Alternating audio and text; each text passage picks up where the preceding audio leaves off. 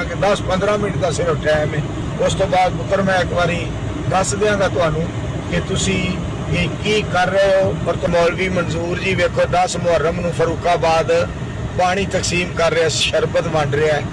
ये कोई 2.5-3 महीने 2.5 महीने की पहला की गल है, ये मुहर्रम की गल ही नहीं है। तो बाकी अल्लाह पाक ने मैनू शुरू तो जदों का शेखुल कुरान मौलाना मुहम्मद हुसैन साहब शेखुपुरी रहमतुल्लाह अलैह दी तकरीर ते अल्लाह ने अहले हदीस किया ना, मेरे को अल्लाह ने कुरान हदीस नाल वफा करवाई है।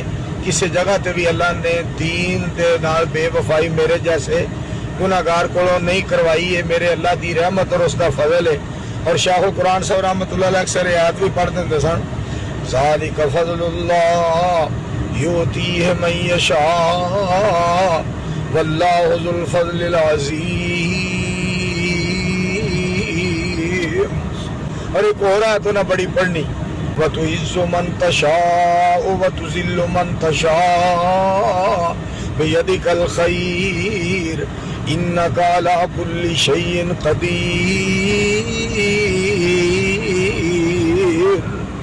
अल्लाह पाक उन्होंने जन्नतुल फिरदौस दे। तो इस जिल्लत दा मालिक अल्लाह है। ते बुलबुले कुरान कोई आईडी है जिथों किसी ने खबर शाया की है। उस तो बाद मैं ना 5 मिनट का टाइम देना वा उस आईडी वाले नूं, 5 मिनट का सिर्फ सुनने तो बाद उन्होंने 5-10 मिनट का टाइम है कि वो माजरत करे और अल्लाह को पहला माफ़ी मंगे, फिर लोगों को माफ़ी मंगे कि मैं एक दीन के नौकर के बारे दे बैठा वहाँ किसी के कहन ते या भुल के या हसद या बुगद या कोई अपने जाती खबासत की वजह तो मेरे को गलती हो गई है। वो 10-15 मिनट के टाइम है। अगर इस गल नूं मन के अपनी गलती ते अल्लाह को माफ़ी मंग लवे तो फिर वो वास्ते इंशाअल्लाह बेहतरी अल्लाह करीम फरमानगे। अगर नहीं तो उस तो बाद फिर मैं बड़ी तसल्ली दे नाल कोई गुफ्तगू करांगा, कोई अद्धा पौना घंटा। तो वो फिर मेरा पुत्र जड़ा ना हक नवाज मंसूर ओदी आईडी तो इंशाअल्लाह वो शाया करांगे। तो एक बारी मेरा मालिक जड़ा ना सारी दुनिया नूं विखा भी देगा तो सुना भी देगा कि अल्लाह करीम लोगों को दस देंगे कि मेरे दीन के नौकर ने की आख्या है और मेरी तौफीक नाल की लोगों को पैगाम दिता है।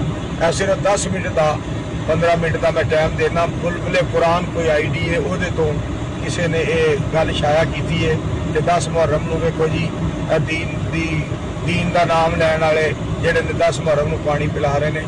फिल फौर मैं फिल फौर तां कह रहा कि नेकी दे अंदर देर नहीं करी दी, नेकी फौरन करनी चाहिए है। किते फिर हो सकता टाइम ना मिले तो मैं दोबारा बार कह रहा कि 10-15 मिनट का सिर्फ टाइम है।